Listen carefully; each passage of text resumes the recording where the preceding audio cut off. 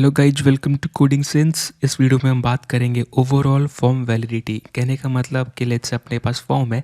अभी हमारे current project में तो एक ही इनपुट है, लेकिन लेट्स से आने वाले टाइम में हमारे पास बहुत इनपुट होंगी, राइट।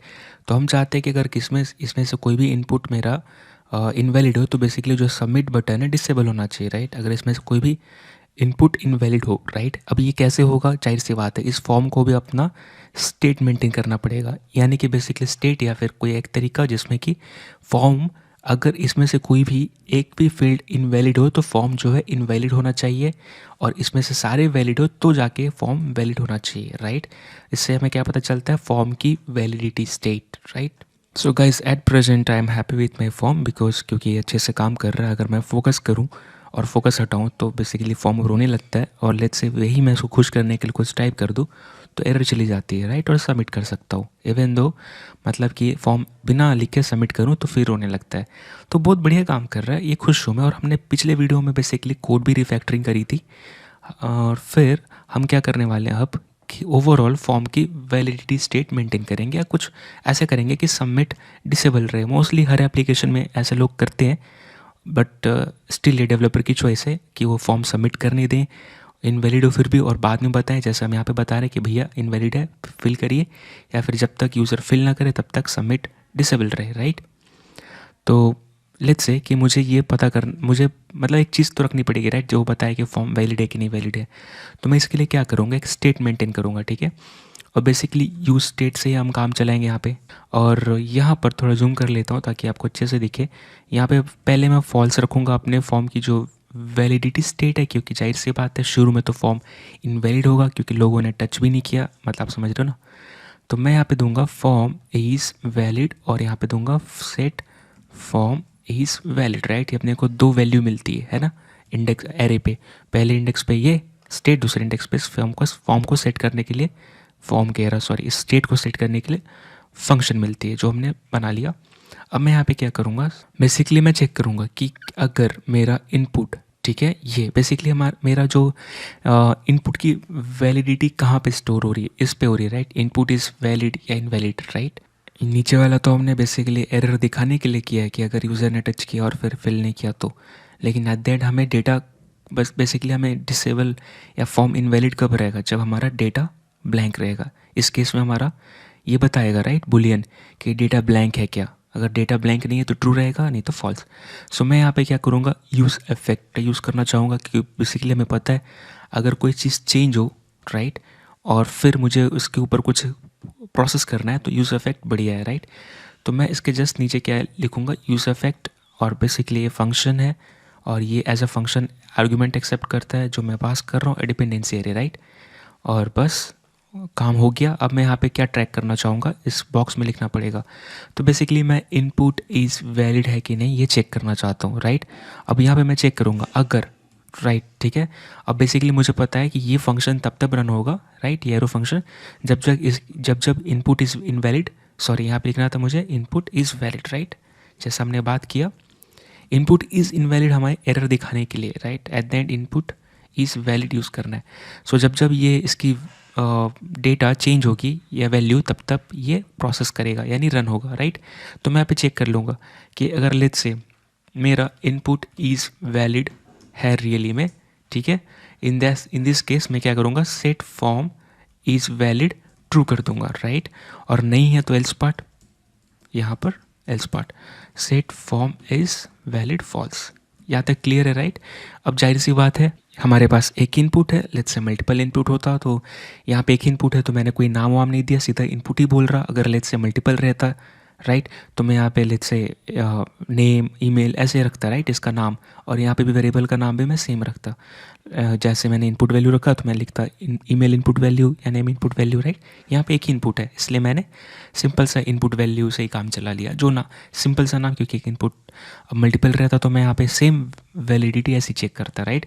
यहाँ पे अगर एज का रहता तो इनपुट एज वैलिड, राइट, ऐसे करके वेरिएबल बनाता, और फिर मैं बेसिकली चेक करता कि इनपुट एज वैलिड है क्या, या सॉरी इनपुट एज जो वैल्यू है वो नॉट इक्वल टू 0, राइट, या फिर नॉट इक्वल टू ब्लैंक साथ में, राइट। ऐसे करके नॉट मैं चेक कर लेता, और फिर मैं ई वेरिएबल को भी बेसिकली जो है यहाँ पे लिस्ट आउट कर देता, राइट। यहाँ पे करके, क्योंकि कोई भी चेंज हो मुझे फॉर्म की वैलिडिटी चेक करनी है, राइट। तो मैं यहाँ पे चेक करता है इफ़ इनपुट इज़ वैलिड, या फिर इसमें से ऐसे वो भी यहाँ एंड यूज़ करता है, राइट। इनपुट एज वैलिड है, जब सारे एंड ऑपरेटर ट्रू रहेंगे, राइट, एंड ऑपरेटर इंक्लूड करूँगा, फिर अगर ट्रू आएंगे तो ही वैलिड, नहीं तो फॉल्स, राइट। सो मैं ऐसा कुछ लॉजिक करता हूँ। तो यहाँ पे एक ही इनपुट है तो मेरे को मल्टीपल कंपैरिजन करने की ज़रूरत नहीं। आगे हम देखेंगे सिंपल फॉर्म में हम मल्टीपल इनपुट से तो इस पर थोड़ा बहुत खेलेंगे, लेकिन अभी के लिए एक ही फील्ड है तो इस पर ही हम बेसिकली फुल स्टॉप करते हैं। अब कैसा है कि सेट फॉर्म इज़ वैलिड जो है ये फॉर्म सेट करेगा, लेकिन हमें स्टेट मिलेगी इस पर। अब ये वैल्यू या फिर बताएगा फॉर्म वैलिड है जब हमारा इनपुट वैलिड होगा, इनवैलिड कब बताएगा जब हमारा वैलिड नहीं होगा। तो मैं इसको यहाँ पे यूज़ कर सकता हूँ। बटन के ऊपर डिसेबल एक एट्रीब्यूट है, राइट, और इसको हम डायनेमिकली बाइंड कर सकते हैं अपने फॉर्म का, फॉर्म इज़ वैलिड स्टेट से, राइट। अभी डिसेबल कब होना चाहिए, अगर फॉर्म वैलिड है तो डिसेबल नहीं होना चाहिए, राइट। जब फॉर्म इनवैलिड है तो डिसेबल होना चाहिए, राइट। तो मैं अपोजिट करूँगा। सो अब फॉर्म अगर वैलिड नहीं है तो डिसेबल कर दो, राइट। अब मैं अगर देखूंगा यहाँ पर तो ये डिसेबल हुई कि नहीं चेक करते, रिफ्रेश करेंगे, अभी डिसेबल होगी, राइट। ये देखिए बेसिकली आपको एरर ही नहीं आ रहा। लेकिन अब मैं इसका कलर प्रॉपर्टी और ये सब चेंज करना चाहता हूँ तो मैं यहाँ पे एडजस्ट कर दूंगा। अगर मेरा बटन, ठीक है, यहाँ पे मैं क्या चेक कर रहा, अगर डिसेबल्ड, ठीक है तो उसके लिए प्रॉपर्टी लिखना चाहिए। साथ में अगर बटन डिसेबल्ड है, ठीक है, और फिर लेट्स से इसके ऊपर मैं चेक कर रहा अगर एक्टिव है साथ साथ, ठीक है, या बटन डिसेबल जो है ये मेरा होवर है, होवर जो बोलना चाहे, मेरी अंग्रेजी ख़राब है। तो मैं क्या चाहता हूँ जो बैकग्राउंड कलर है, राइट, ये ग्रे हो जाए। तो ट्रिपल सी जो है फेवरेट कलर ग्रे। बॉर्डर भी आप कर सकते हो सेम, बॉर्डर कलर भी आप सेम दे दो, राइट। और यहाँ पर बेसिकली आप कलर तो वाइट रहेगा, इसमें कोई दिक्कत नहीं है। कलर बेसिकली जब ग्रे है तो बेसिकली ब्लैक देना ही सही रहेगा ताकि दिखे। तो मैं यहाँ पे 000 टाइप का कुछ दे देंगे, राइट। सो कंप्लीट नहीं देंगे देखिए ये ज़्यादा ब्लैक हो जाएगा, मैं ऐसा मिलता जुलता दूंगा, ठीक है। उसके बाद मैं क्या करूँगा, कर्सर अगर कोई उस पर पॉइंट करे तो नॉट अलाउड करो उस पर कर्सर, मतलब बेसिकली पता उसको दिखाऊं कि भाई ये तुम्हें भाव नहीं दे रहा, राइट। जब मैं उस पर कर्सर ले जाऊँ, लेट्स से अगर मैं ऐसे ही ले जाऊँ तो ये देखिए, राइट, अलाउड नहीं है तो मैंने नॉट अलाउड यूज़ किया है। लेकिन जैसे ही मैं टाइप करता हूँ तो आप देखते हैं ये अलाउ हो जाता है और सबमिट कर पाता हूँ, राइट, ऐसे करके। और लेट्स से मैं अगर कुछ फोकस करता हूँ फिर मैं हटा देता हूँ तो भी ये डिसेबल रहती है। जैसे कुछ टाइप करता हूँ तो इनेबल हो जाती है, जैसे हटाता हूँ फिर डिसेबल। सो ये मेरा लाइक लोगों का अपना पर्सनल चॉइस है कि वो इस तरह करने देते हैं या फॉर्म सबमिट होने के बाद एरर दिखाते, उनकी चॉइस है। लेकिन हमें जो करना था हमने कर दिया और आई होप आपको खुशी हुई होगी, थोड़ा बहुत, ज़्यादा नहीं, स्वाद अनुसार। तो अगर मैं यहाँ पर लेट्स से ये तो स्टेट मेंटेन कर रहे हैं, राइट। लेकिन एक चीज़ हमें क्या पता है कि बेसिकली यूज़ इफेक्ट हम कब यूज़ करते हैं, बेसिकली यूज़ इफेक्ट जो है हम यूज़ करते हैं साइड इफ़ेक्ट मेंटेन करने के लिए, ठीक है। लेकिन हमको यहाँ पे साइड इफ़ेक्ट मेंटेन नहीं कर रहे हैं, अगर आप देखेंगे तो, है ना। हम सिर्फ एक फॉर्म का स्टेट मेंटेन कर रहे हैं। फॉर्म का स्टेट चेक करने के लिए वो वैलिड है या इनवैलिड है, राइट, ये चेक करने के लिए मैं बस स्टेट मेंटेन कर रहा हूँ। अब क्या है ना कि अगर स्टेट हर बार अपडेट होती है उतने बार आपका जो कंपोनेंट है वो रीरन होता है, राइट।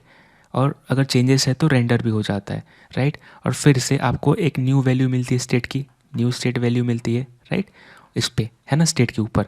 अब कैसा है कि हर बार जब भी कोई इनपुट चेंज करेगा मल्टीपल, ठीक है, तो हमने क्या किया है, यूज़ इफेक्ट के अंदर बेसिकली हमने यही चेक किया, राइट। अगर इसमें से कोई भी इनपुट चेंज होता है तो यूज़ इफेक्ट हमारा रन करेगा बेसिकली फंक्शन, और हम इसके अंदर स्टेट सेट कर रहे हैं। अब कोई भी इसमें चेंज करे ना चेंज करे, मतलब बहुत ज़्यादा ये मतलब इसके साथ इंट्रैक्शन होगी, राइट। इस केस में क्या होगा, ऐसा रहे तो हमारा फंक्शन बहुत बार रन होगा, बहुत बार स्टेट सेट होगा और कंपोनेंट बार बार रीरेंडर होगा, रीरन होगा। तो हम नहीं चाहते ये हो, राइट, क्योंकि एट द एंड हम एक्स्ट्रा प्रोसेस ऐड कर रहे हैं अपने यूआई में। अगर हमें ऑप्टिमाइज़ करना है यूआई को या फिर थोड़ा फास्ट बनाना है, मतलब रॉकेट से स्पीड नहीं लेकिन हाँ नॉर्मली, तो थोड़ा बहुत इस तरह की ऑप्टिमाइजेशन करनी चाहिए, ठीक है। तो मैं यहाँ पे क्या करूँगा, जैसे हमने यहाँ पे बेसिकली हम इसके लिए भी स्टेट यूज़ कर रहे थे, राइट, इनपुट वैलिड है कि नहीं वैलिड है। और आपको पता है फिर वही चीज़ होती, जितने बार लोग ऐसे इसको डिस्टर्ब करते उतने बार स्टेट चेंज होती और उतनी बार आपका फंक्शन रन होता। अब स्टेट का तो ठीक है लेकिन नॉर्मल चीज़ बार बार रिक्रिएट होता है, राइट। जैसे ये फॉर्म का जो फंक्शन हैंडलर है, राइट, ये कितने बार क्रिएट होगा, जितने बार रीरन होगा ये सब इतने बार ये रिक्रिएट होगा। स्टेट के सब तो नहीं होते, ठीक है, ये प्रिजर्व कर जाते हैं। लेकिन इसके लिए हम क्या कर सकते हैं, इसको बचाने के लिए हम स्टेट से हट जाएंगे, राइट, इसको हम हटा देंगे और हम कुछ अलग अप्रोच यूज़ करेंगे। अब आपको समझ में आ गया होगा कि बेसिकली हम यहाँ पे जो स्टेट के जगह पे जो हम यूज़ करने वाले हैं वो सिंपल सा वेरिएबल फ्लैग होगा, राइट, जो ये बताएगा कि हमारा फॉर्म वैलिड है कि नहीं वैलिड है, राइट। अब मैं इसके नीचे डिसाइड करूँगा, राइट, जब सारा इनपुट का वैल्यू इस पे आ जाएगा, या ये बेसिकली जब इसका रीरन होने के बाद इवोल्यूशन होगी उसके बाद मैं चेक करूँगा नीचे, है ना, जब सारे का डिसाइड हो जाएगा कि इसमें वैल्यू क्या आया। तो मैं यहाँ पे चेक पहले एक वेरिएबल बना लूँगा लेट, और मैं यहाँ पे फॉर्म इज़ वैलिड करके शुरू में रखूँगा फॉल्स, क्योंकि फॉर्म वैलिड होगा, राइट। मैं यहाँ पे इफ एल्स लगाऊंगा, और इफ एल्स में ऑलरेडी आपको ध्यान में आ रहा होगा कि मैंने यहाँ पे यही चीज़ किया है, तो मैं एग्जैक्ट लॉजिक यहाँ पे कॉपी पेस्ट कर दूंगा। अगर मेरा इनपुट वैलिड है, यहाँ पे तो एक ही है, जैसे हमने बात किया मल्टीपल होगा तो एंड ऑपरेटर यूज़ करेंगे। एक अगर इनपुट मेरा वैलिड है तो मैं क्या करूँगा, फॉर्म इज़, फॉर लूप क्यों लिख रहा हूँ मैं, फॉर्म इज़ वैलिड मैं ट्रू कर दूंगा, राइट। और यही चीज़ अगर मेरा इनवैलिड है तो मैं फॉर्म इज़ वैलिड को फॉल्स कर दूंगा, सो बेस्ड अपॉन ये इनपुट, राइट। अब यहाँ पर आपको पता है कि जितनी बार, राइट, अब इससे मैं एक बार इसको हटा देता हूँ क्योंकि ऑलरेडी यूज़ इफेक्ट हम यूज़ नहीं करेंगे। तो हमने यूज़ इफेक्ट हटा दिया इसलिए क्योंकि ऑलरेडी वहाँ पे यानी कि कोई साइड इफ़ेक्ट नहीं कर रहे थे, हमने बस एक स्टेट को ट्रैक करने के लिए उसको रखा था। लेकिन एक चीज़ है, हम यहाँ पर एक बूलियन से काम चला पा रहे हैं, एक फ्लैग से, राइट, इसके बेस पे हम डिसीजन ले पा रहे हैं। आप देखेंगे एल्स पार्ट को भी हम हटा सकते हैं, क्यों, एल्स पार्ट को हटाने से पहले एक काम करते हैं, यूज़ इफेक्ट को भी हटा देते हैं क्योंकि हम यूज़ नहीं कर रहे हैं यहाँ पे, तो हटा देना सही रहेगा। दूसरी चीज़ ये देखेंगे कि लेट्स से अभी इमेजिन कीजिए ये कोड कैसे रन करेगा। अगर आप इस पर ऐसे फोकस करते हैं और हटा देते हैं, ठीक है, तो क्या हुआ, फोकस लूज़ हुआ और बेसिकली हम ऑन ब्लर, राइट, इनपुट से जब फोकस लूज़ होता है तो इवेंट फायर होगा और ये फंक्शन रन हो जाएगी। यहाँ पे हमने स्टेट चेंज किया, राइट, जैसे ही आपने स्टेट चेंज किया तो क्या होगा, यहाँ पे देखिए आपने यहाँ पे क्या किया, फोकस इन करके फोकस हटाया, तो ये चेंजेस दिख रही है, राइट। इसका मतलब क्या, बेसिकली ये जो चेंजेस है ये जैसे ही हुआ तो आपका कंपोनेंट फिर से रन करेगा, ऊपर से नीचे आएगा, राइट। तो ये दो चीज़ तो वैसे के वैसे ही रहेंगे, इसकी वैल्यू अपडेट हो जाएगी लेकिन ये रिक्रिएट नहीं होती, ये सारे चीज़ रिक्रिएट होते हैं, राइट, जो भी ऐसे कॉन्स्ट हैं, नॉर्मल वेरिएबल्स हैं, फंक्शंस हैं, ठीक है। तो यहाँ पे क्या होगा, फिर इनपुट डॉट वैल्यू, राइट, इसमें रियल वैल्यू आ जाएंगी, अपडेटेड वैल्यू आ जाएंगी। अभी क्या इनपुट डॉट वैल्यू क्या ब्लैंक है, हाँ है, तो बेसिकली ये क्या रहेगा, इनपुट इज़ वैलिड फॉल्स हो जाएगा, right, not equal to blank है, राइट। सो क्योंकि बेसिकली मेरा इनपुट क्या इक्वल टू ब्लैंक है ना, एग्जैक्टली यहाँ पे, तो ये फॉल्स हो जाएगा। अब यहाँ पे ये फॉल्स हुआ, उसके बेस पे ये भी होगा चेंज। अब यहाँ पे देखिए यह एक वेरिएबल क्रिएट हुआ, उसका वैल्यू सेट हुआ फॉल्स। अब इनपुट इज़ वैलिड क्या है मेरा, फॉल्स है। जब फॉल्स है तो क्या होगा, बेसिकली एल्स पार्ट में जाएगा, राइट, एल्स पार्ट में जाएगा तो क्या, form is valid false set होगा। तो ऑलरेडी हमारा फॉर्म इज़ वैलिड क्या था, फॉल्स ही सेट था, राइट, एल्स पार्ट में भेजने की जरूरत नहीं है, राइट। अब लेट्स से अगर आप कुछ टाइप करते हो, एग्जाम्पल मैंने यहाँ पे आर टाइप किया तो क्या हुआ, फिर एक चेंज हुआ, जैसे ही चेंज हुआ तो क्या स्टेट चेंज हुआ, वैसे क्या होगा, ये वापस फंक्शन आपका कंपोनेंट रन करेगा, राइट, फिर ऊपर से नीचे रन होगा। ये चीज़ तो नहीं रिक्रिएट होगी लेकिन ये फिर से क्रिएट होगी। जब ये होगी तो क्या, इस बार इनपुट वैलिड जो है रहेगा, राइट, क्योंकि इस बार हमारे पास डेटा है, नॉट इक्वल टू ब्लैंक है, राइट, ब्लैंक नहीं है, सो ये ट्रू हुआ। इसके बेस पे ये भी चेंज होगा। अब यहाँ पे फॉर्म इज़ वैलिड क्या होगा, फिर से सेट होगा, राइट, फॉल्स के साथ। अब फॉर्म इज़ वैलिड फॉल्स के साथ सेट हुआ, input is valid, right, true है मेरा, इनपुट वैलिड है मेरा, तो क्या होगा, इसके अंदर जाएगा और form is valid basically true हो जाएगा, राइट। एल्स कार्ड में अब इस बार मेरा एल्स पार्ट नहीं रन करेगा।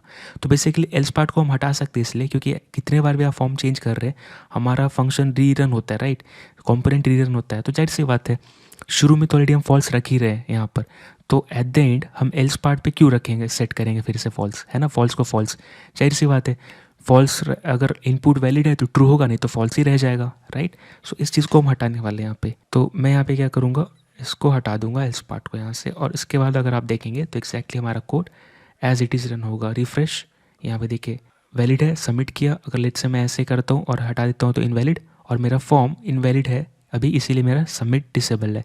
जैसे कुछ लिखा फॉर्म वैलिड, हटा दिया फॉर्म इनवैलिड, राइट। और लेट से लिख कर सबमिट किया तो क्या, फॉर्म फिर से रीसेट हुआ और मेरा कंपोनेंट फिर से रन हुआ होगा। फॉर्म फिर से क्या होगा, फॉल्स, वैलिड फॉल्स हुआ। इनपुट इज़ वैलिड नहीं है क्योंकि यहाँ डेटा नहीं है, राइट। सो आई होप आपको वीडियो समझ में आई होगी और आपने देखा कि कैसे हम एक स्टेट को कम करके प्रोसेसिंग कम कर दिया, क्योंकि आपको पता है हर स्टेट चेंज पे कंपोनेंट रीवैल्यूट होता है, रीरन होता है और री रेंडर होता है, राइट। तो हमने एक बुलियन से काम चला लिया, एक फ्लैग से। सो आई होप ये थोड़ा बहुत सेंस बना होगा। और हम कंपोनेंट यहाँ पर भी आप देख रहे हो कोड रिफैक्टर किए थोड़ा बहुत। सो फॉर्म की वैलिडिटी भी हम यहाँ पे सेव कर रहे हैं, राइट, ट्रैक कर रहे हैं। तो यहाँ पे एक था, आप मल्टीपल इनपुट भी कर सकते हो। सो फिर थैंक यू सो मच, मिलते हैं अगली वीडियो में। अब क्या बोलूँ आगे, बाय बाय।